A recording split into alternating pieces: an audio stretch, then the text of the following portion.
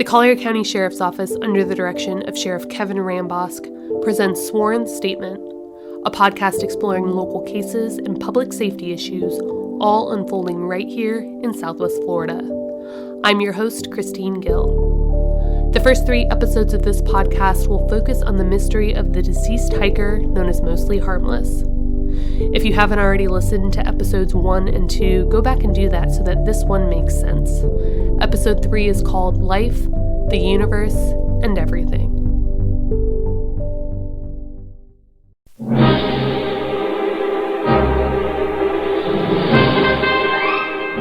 When detectives announced that the deceased hiker found in the middle of the Everglades was likely a thru-hiker by the name Mostly Harmless, one of the most common tips we received involved that nickname.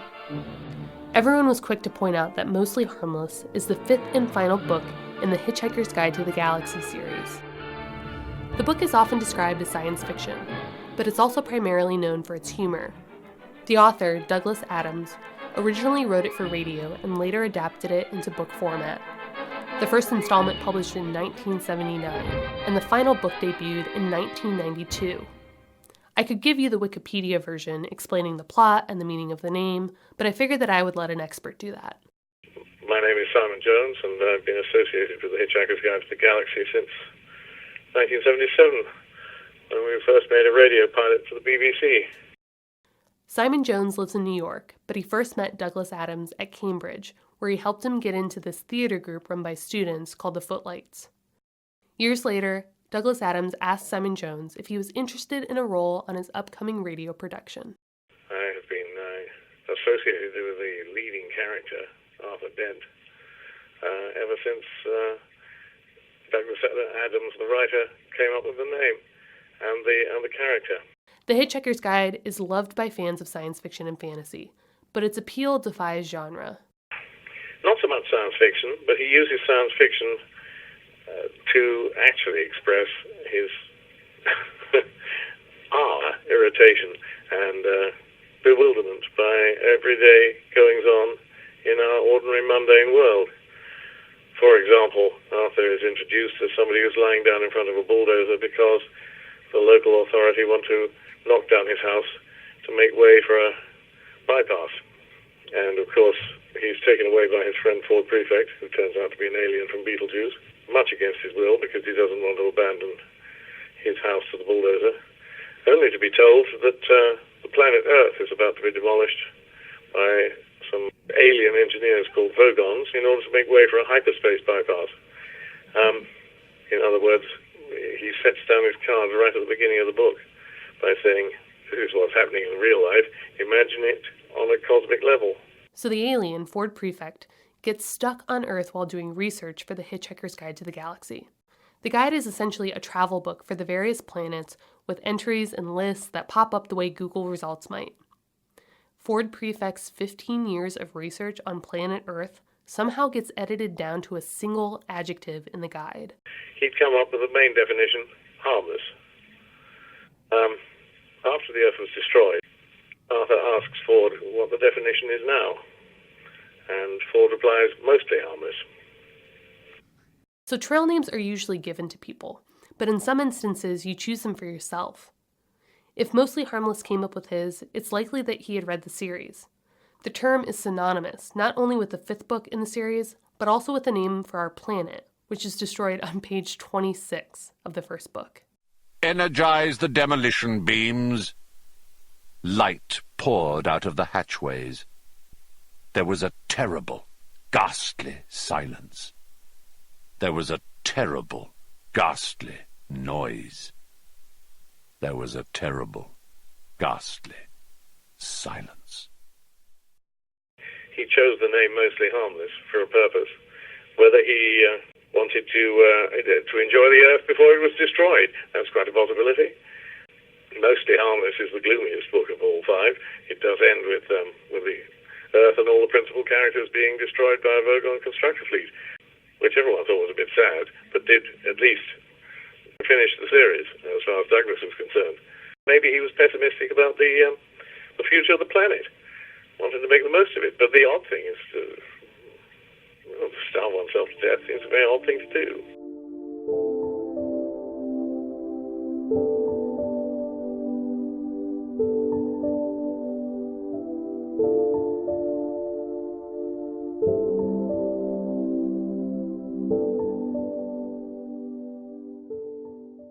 Our best guess at this point is that Mostly Harmless did die of malnutrition. A final report from the medical examiner is pending that might give more insight into that. But starvation doesn't make a ton of sense.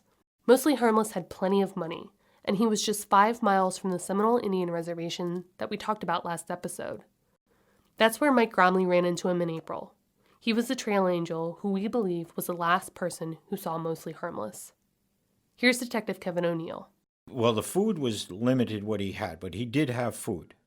But he was where he was found. He was only 5 miles from a rest area. If he went down south, he would have been into the 63-mile marker, which had vending machines. It had, hot drinks available through the vending machines. So he could have gotten someplace. And not too far north of him was the Seminole community, which he could have resupplied there. Some people have wondered if Mostly Harmless was sick when he set out on his hike. Maybe he had a terminal diagnosis, and he wanted to do this thing before it was too late. Maybe he knew he would die during the trip and wanted to go that way. But I don't think that's it. In the tent, along with him, I found some paperwork. We did reach out to various sources, such as the FBI and stuff, and we confirmed it is. It was computer language, and apparently it looked like he was writing a program for a game. Notebooks. Scrawled along their lined paper in cramped but neat handwriting were his plans for the future. There are dozens of pages written in a kind of shorthand to himself, outlining what he needed to develop for the game. He even lists areas in the world, like a roach motel and an algae pond. And then there are little lines of code here and there that we had some programming experts look at for us. And while a lot of it would have only made sense to Mostly Harmless, there are certain words like creep, spawn, and buff that refer to the way a character gains and loses power, and where they come back to life in the game. Mostly Harmless was also working on an app that would help fellow thru-hikers find water sources along the trail. And he was brainstorming different recipes for protein bars. There's a list labeled future flavors, where he includes strawberry, blueberry, apple, cherry, and peanut butter, plus the macronutrients for each. Here's Kelly Fairbanks. She's the trail angel from Crestview, Florida, who met Mostly Harmless in January of last year. I felt like he had plans because he wanted to go to Key West. He was working on building something, an app.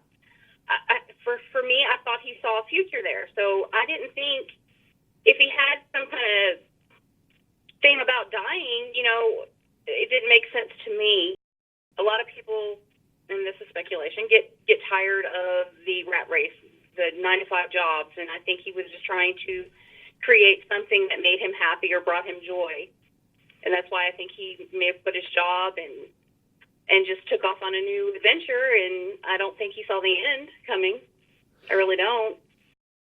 If somebody was hiding from something, the last thing they want is their picture on social media. Another possibility is maybe he just didn't have any plans to ever go back to New York. Maybe there was a reason that was keeping him from there, and so he just disconnected completely, and maybe he had ideas of starting a new life somewhere else. I don't know. I can't rule out that he wasn't wanted by law enforcement also. I mean, it's another reason why people go off the radar as he being looked at. We did receive a tip that he might have resembled somebody who was wanted for a crime out of Marion County, Florida, and we haven't been able to definitively rule him out as a potential, as being that suspect. So there's various reasons why people go missing and don't want to be found. So the notebooks. Was there anything else of value there? I tried to track those down to Dollar Tree. That's where they came from, and they were out of North Carolina. I spoke to their law team up there, and the only thing she could tell me is that they're distributed to all the stores, but she couldn't give me any details. I sent her the SKU number or everything that I had on them. Cold again. I want you to listen to 2 other hikers who met Mostly Harmless. The first is Jeremy Knopp. He crossed paths with a hiker just outside of Orlando as he was heading south toward the Everglades. Jeremy was heading north, and the two spent some time giving each other advice about the journey ahead. The only thing that maybe stood out from any other hiker was that he just seemed calmer. He seemed at peace with what he was doing. I think most hikers think in the progress they're trying to make every day, I don't think it's necessarily stressful but I feel like you're putting a lot of effort into being intentional, so it's the miles you're trying to make and just the different aspects of what you have to deal with to meet your goal. But I remember that he said that he was doing very small miles, like usually less than 10 miles a day, which I also found a bit strange, and I'm sure that made him calmer. This is Brandon McDowell.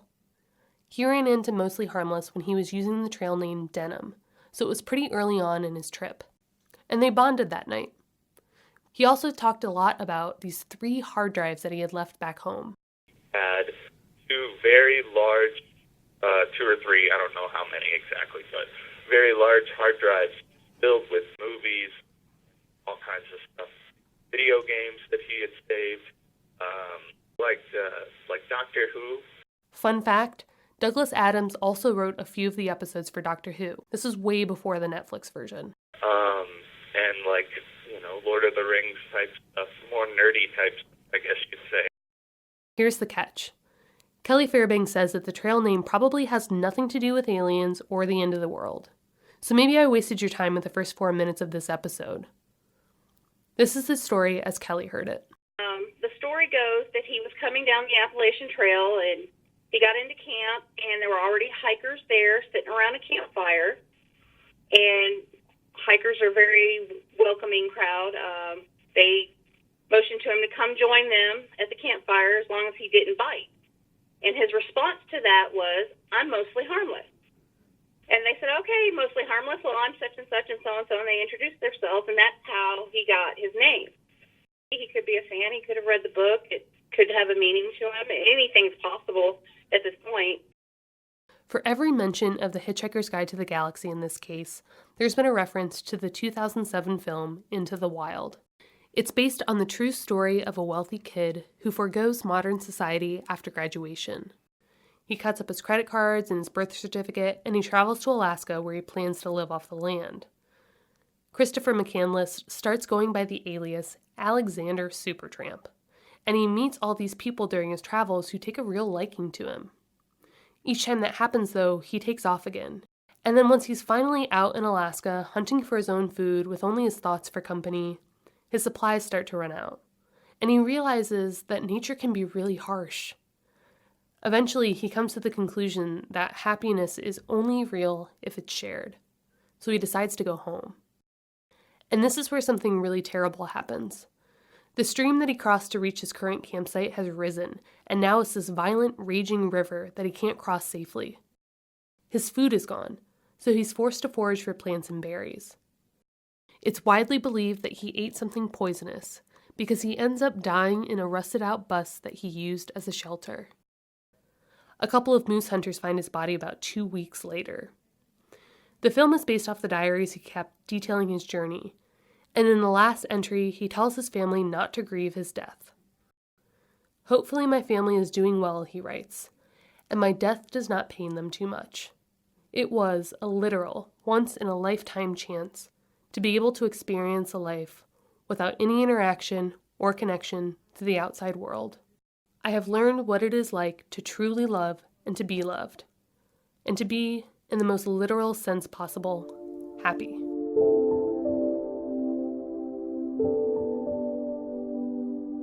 Human beings have this habit of trying to make sense of everything. We want what happens to have meaning.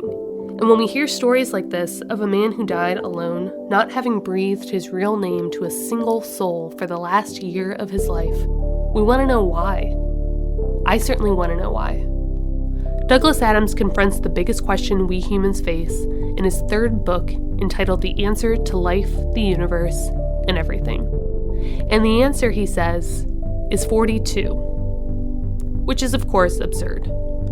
A lot of fans have spent time trying to figure the significance of that number, but I think the idea is that we can't know. I think it means that even once we know this hiker's name, a lot about him will still be a mystery.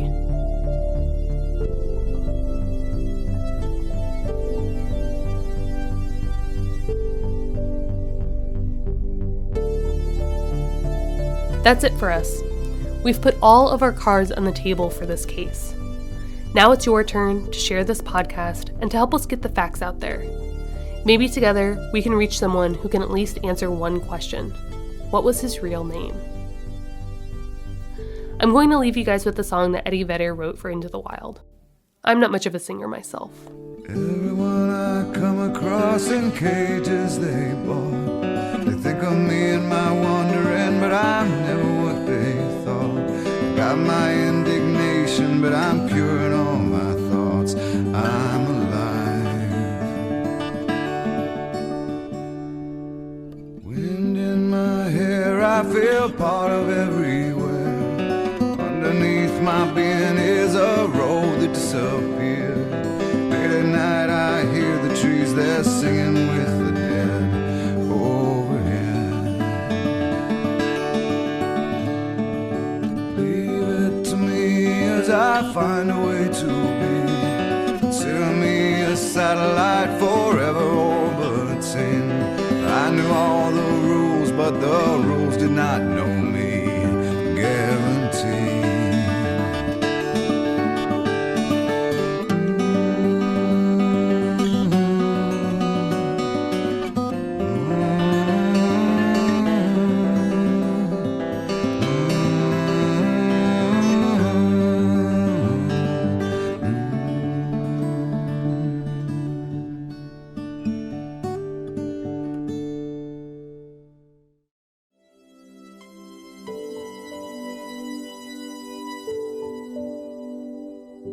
If you have a tip that could solve this case or any other in Southwest Florida, call Crime Stoppers at 1-800-780-TIPS. Sworn Statement is a production of the Collier County Sheriff's Office in Naples, Florida.